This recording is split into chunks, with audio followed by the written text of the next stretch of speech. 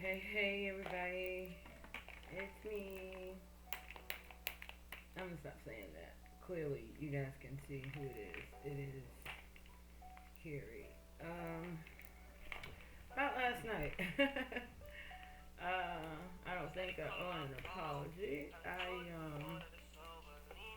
told you I'm gonna be me. I'm gonna keep it what it is, and I'm not gonna try and stop those moments that I can't stop. You know.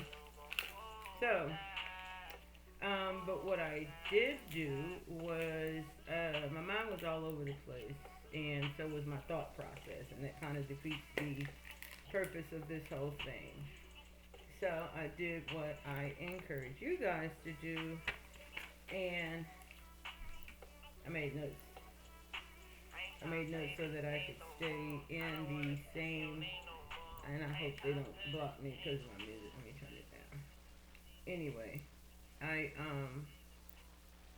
made notes so that I could stay in the same train of thought so that we can learn something.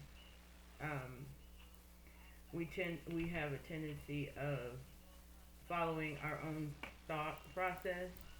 So a lot of times we'll say things understanding what we mean or understanding what we're thinking or where we're going.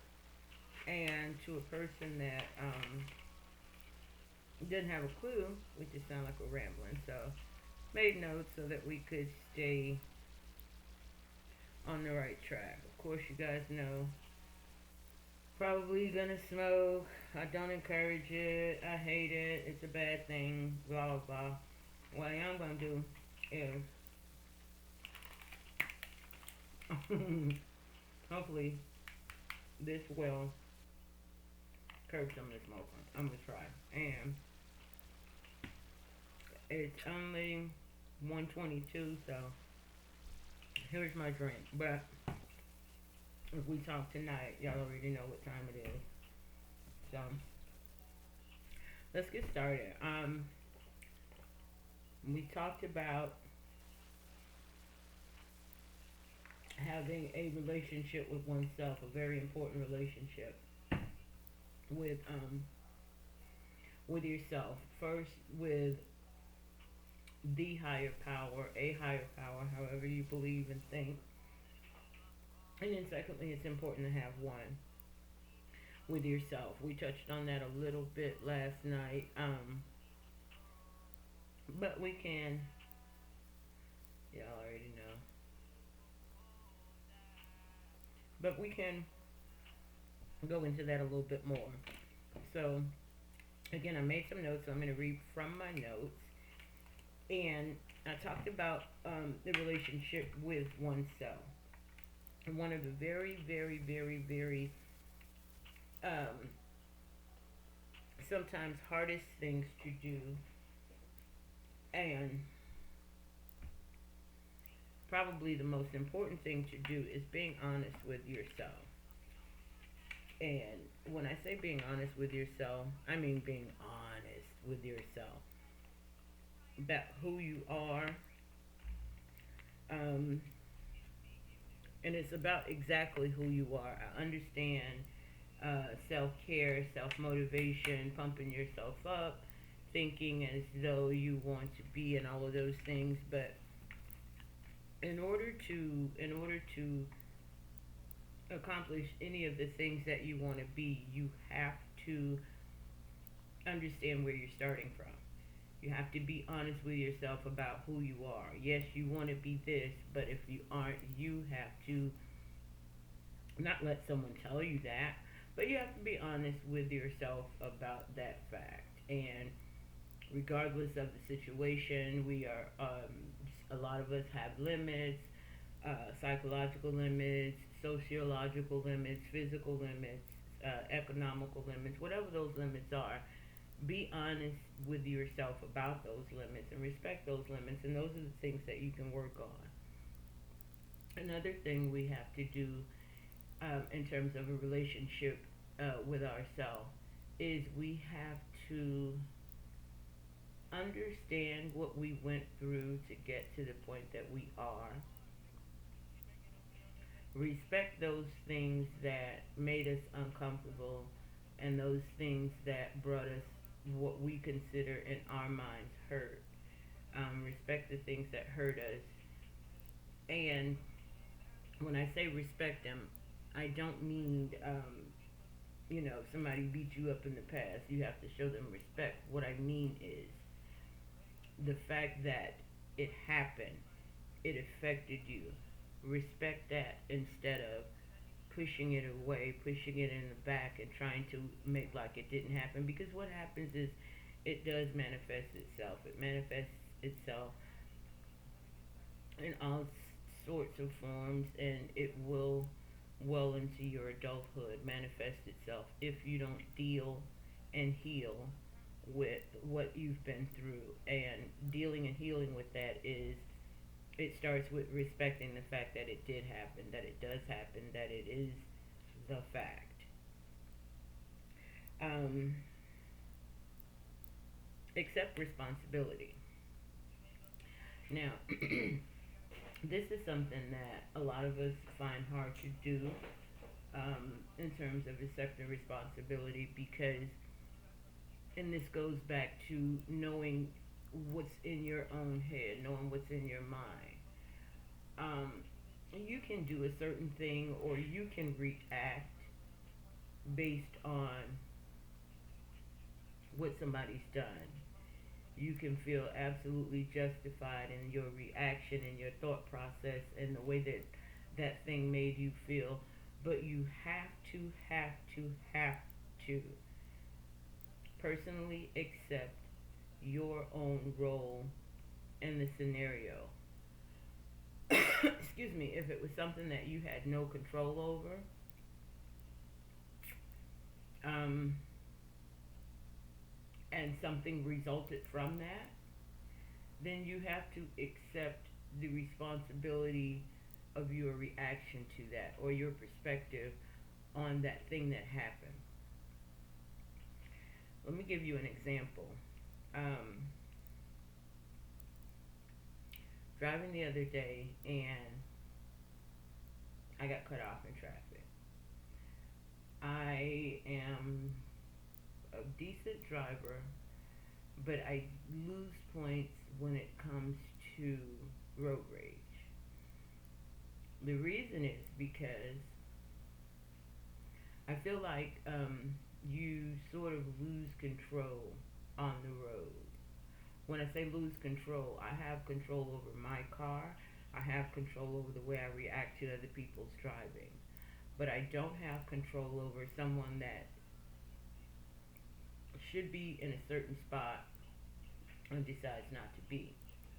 So, driving, someone cuts me off, and feeling justified, I was able to, corral the car.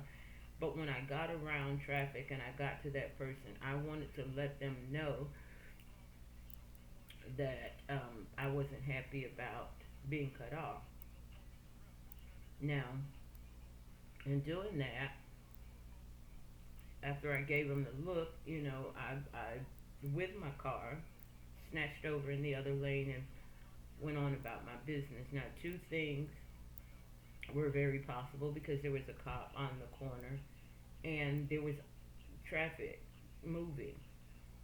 Two things could have resulted from, not from him cutting me off, because that had happened and it was over.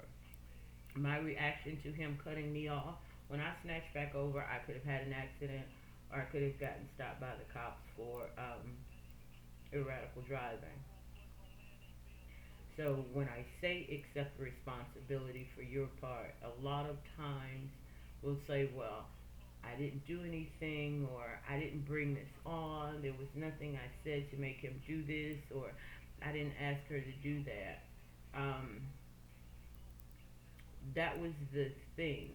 What made it something else is each person's reaction. So we have to take responsibility for our part in things, and we also have to take ownership for the way that we react to things that are out of our control. Our reaction is a big thing because um, if you watch any type of court TV or trial TV, you'll understand that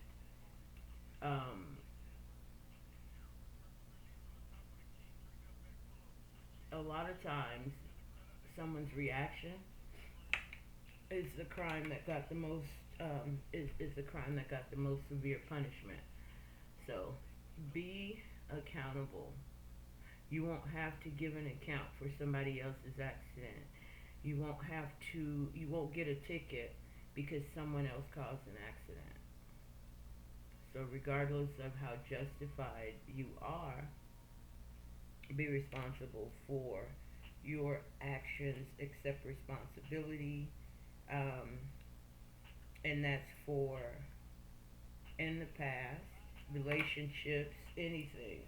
Um, you ask a lot of people sometimes, like, you guys were in a decent relationship, what happened? Most people will tell, like, girl, he did this, he did that, he did this, but they won't tell their reaction. They won't tell, because the fight is two ways. They won't tell how it happened. They'll tell what made them react. Um, and blame that for the reason the relationship is no longer. And that's not always the case because a lot of times you cannot react and then it doesn't mean the end of something. Your reaction can bring on or bring out um, can compound what the actual problem is. So a lot of times it can be your reaction that created the big issue and you've forgotten about the issue. That happens a lot. Okay, so we move on for, we talked about being honest. We talked about understanding who you are, heal from where you've been, the things that hurt, so that you can stop bleeding on the people that didn't cut you, so to speak. I think that's the term. Stop bleeding on people that didn't cut you. And what that means is if you're wounded, if you're hurting, if you are bleeding, um, and someone comes around to try and help, instead of letting them patch that wound, you making them you engaging them, and now you're bleeding on that person too, and they didn't cut you. The last person did, or someone else did in your past. Okay. Uh, let's see, and have a plan to achieve your goals and set realistic goals. And a lot of people say, well, that sounds more like business. It's really not business, it's life. And it has a lot to do with your own personal relationship with yourself. You have to have a plan of who it is that you want to be. Um, and I don't mean in your career, I mean in your life. You really have to decide the type of a person that you want to be. And again, I talked last night about who I am is based on, in part, my experiences and the people that I've encountered, the people that I've met. Well, it was up to me because I didn't have control over every single person that came into my life that taught me something. It was just up to me to accept or reject the things that I thought were useful and unuseful. So it's selective, um, but you really have to set life goals, the type of person you want to be. Again, and like I said, it's not just your career, it's just the type of person that you decide to be, the footprint that you want out there in the universe about yourself. I'm not concerned about what's going to be said about me when I leave this earth, but I think I care maybe too much about what's said about me while I'm here. And I have a reason for that. I no longer I no longer value people's opinion of me enough to be affected by it.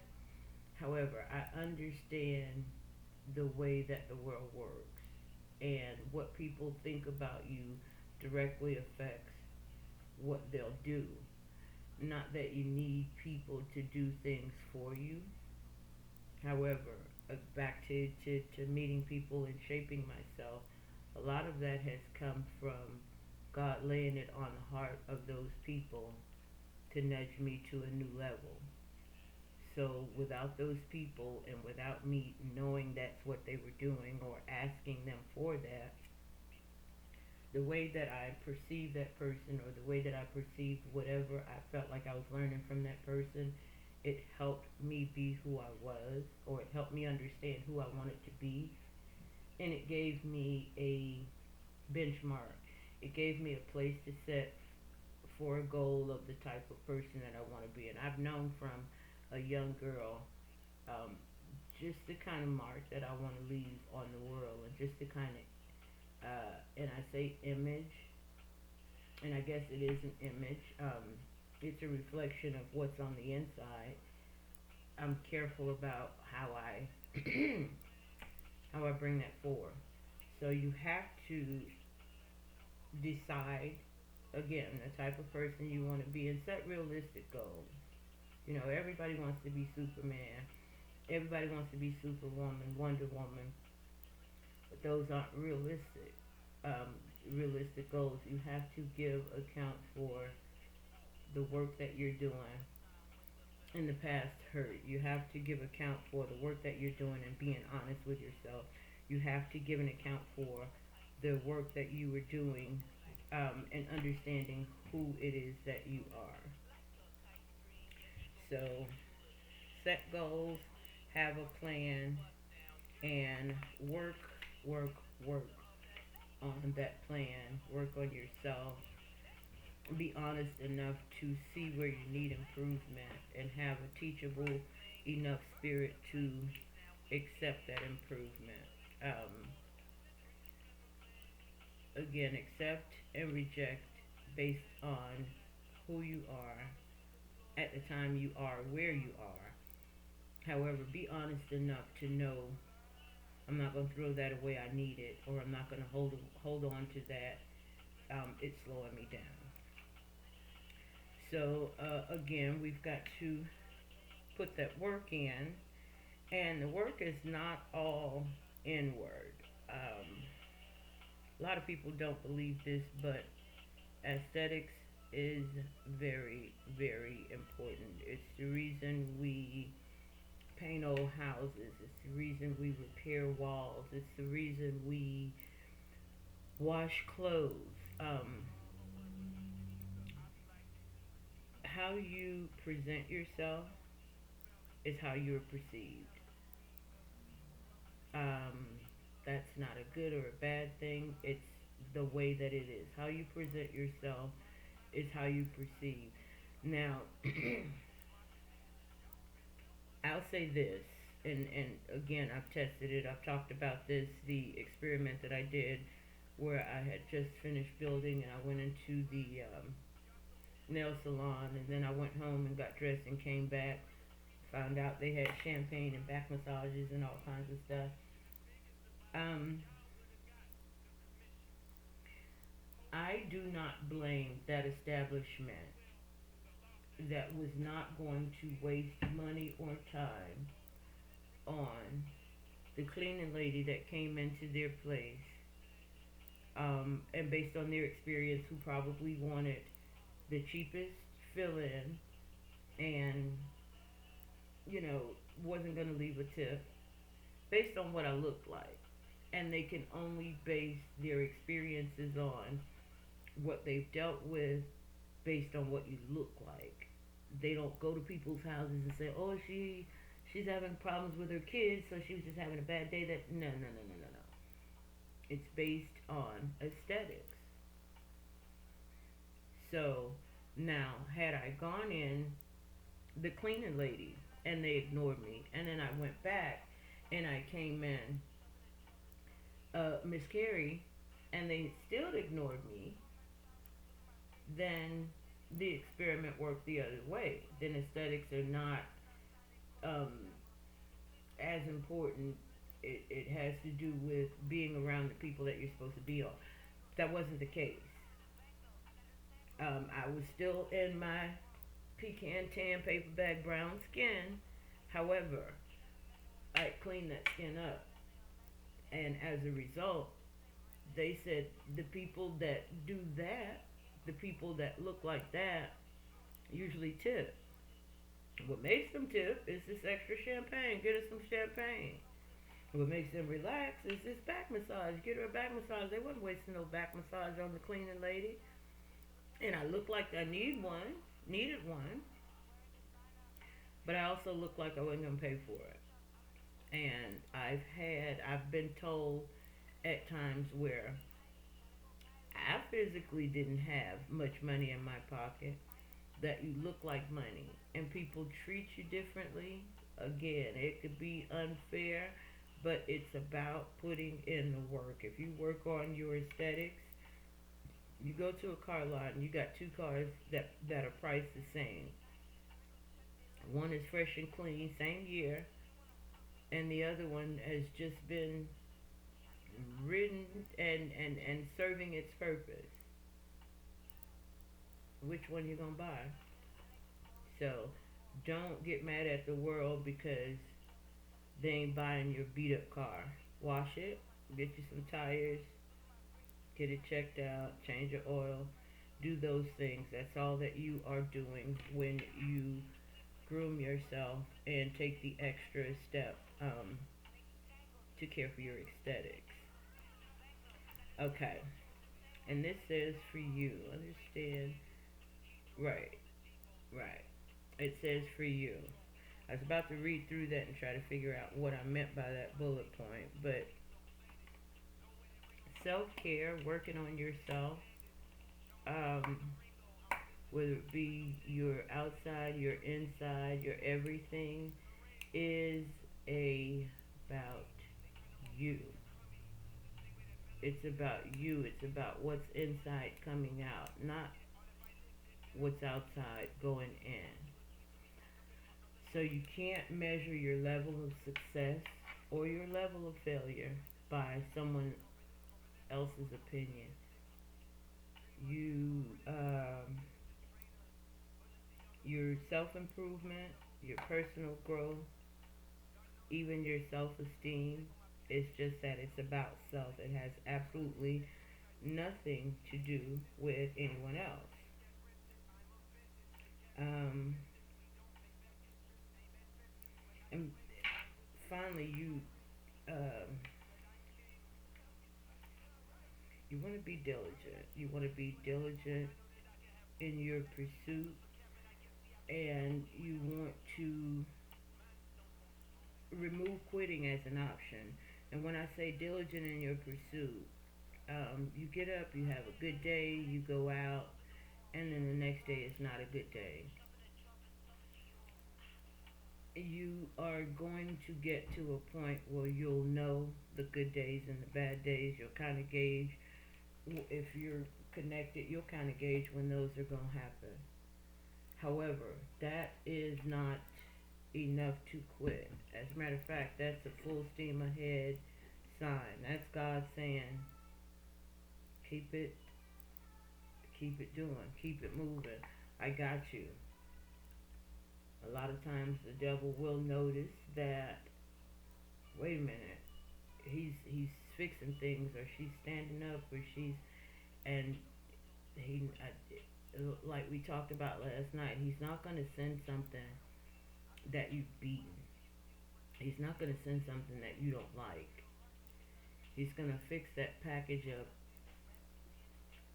like everything that you've ever wanted. Everything that you've ever desired. It's going to look like the one thing you can't live without. And you'll know because you've been given the spirit of discernment. You've been given a right mind, and you've been given common sense. You'll know. So, remove quitting as an option, folks. You've got to do that.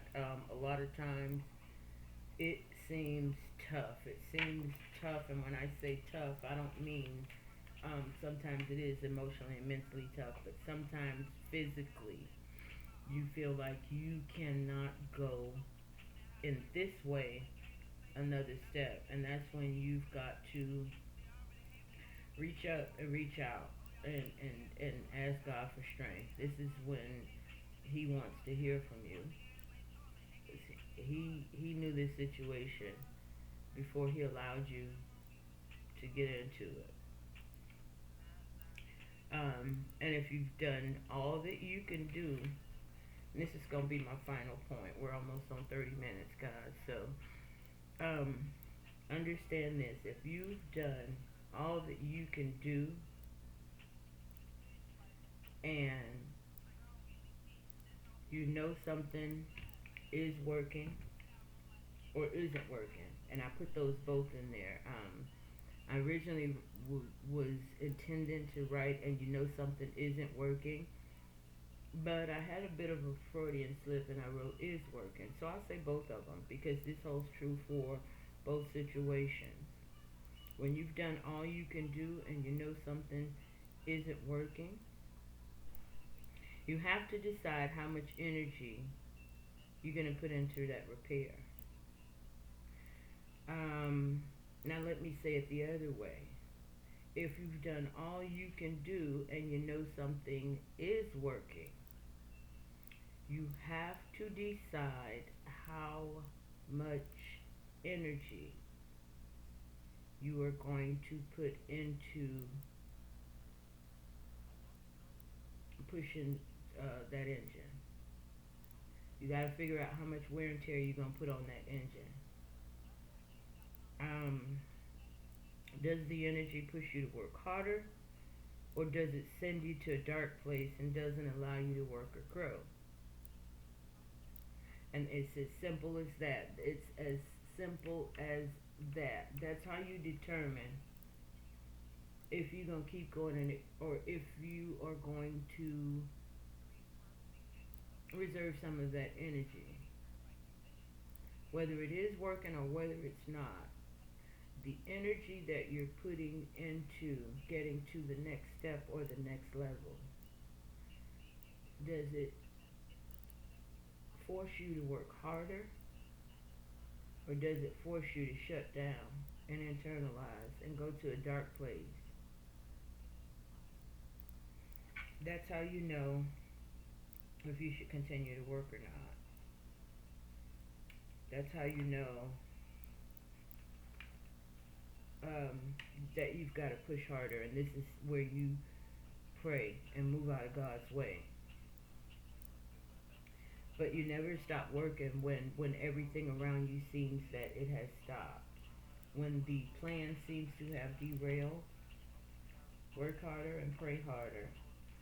It may manifest in other ways, but you will see what you have done and the results of that. I have talked you guys' ear off for a total of 28 minutes and 45 seconds, and I thank you. Like I said, we may talk again tonight. We may, I don't know. We'll see how that goes. This is Carrie, and Girl, We Need to Talk.